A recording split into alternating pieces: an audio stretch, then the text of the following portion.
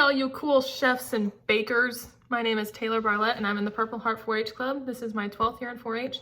And today I'm going to be making my favorite meal ever, which is my grandma's meatballs, and I'm going to show you how to do it. So, you'll need 2 pounds of ground beef or pork. This is ground beef and it's already all measured out. And then you're going to add 2 eggs, 3/4 a cup of, or 3/4 of a chopped onion, but I'm using onion powder instead. So I'm just going to use one teaspoon instead. I had to call my grandma to ask her how she converts that. She uses about 1 teaspoon and she's using onion powder instead. And then you'll add 1 teaspoon of salt,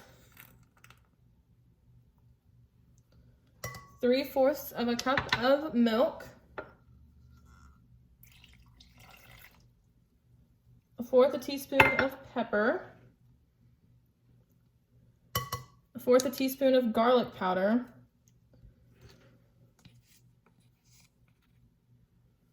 and 2.5 cups of quick oats. This is like my favorite meal ever, and we never get to make it at home because my grandma has the recipe, but I'm going to post the recipe so that you guys can all enjoy this too. So then you're going to mix that with your hands until it's all mixed up. So once you get your meatballs all mixed up, then you'll put them into a greased pan. I'm using, I don't even know, 9x13 I think. But sometimes we make bigger recipes, so we'll use that pan plus a smaller pan. So you're just going to grab a little bit and make it into about a walnut-sized ball. So about this big. And then just line them up in your pan 1 layer deep. Okay, so once we get all of our meatballs measured out, they should look like this in the pan. And then we'll have to make the sauce, which is the absolute best part. So you'll need 1 3/4 cups of ketchup, 1/2 cup of brown sugar, 1/2 cup of honey, and my grandparents are beekeepers, so I use their raw, fresh honey, but you can also just use store-bought.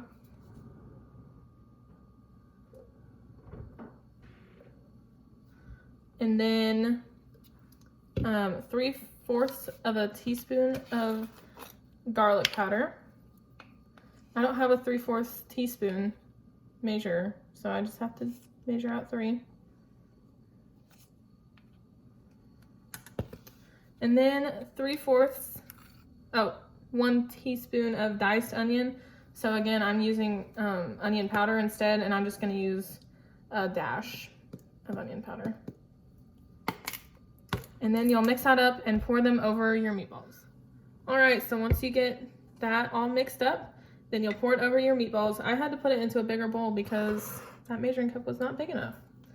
So I just pour it generously. You're gonna use the whole thing over all the meatballs, and it's so, so good. If I could just have only the sauce, I would. So good. So get it poured out, and then you'll have to spread it out evenly over all of your meatballs. And sometimes when you make the bigger recipes, we have to use another pan, so you'll just have to make sure that you ration enough to put on another pan if you're doing that.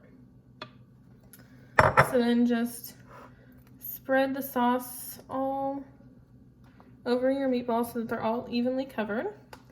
And it should look something like this.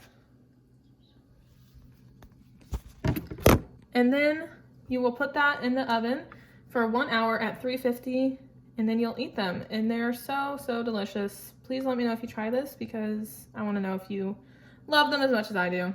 After you bake your meatballs for 1 hour at 350, they should look like this. And then I also made mac and cheese just out of a box, and then steamed some corn and made a salad for a full dinner.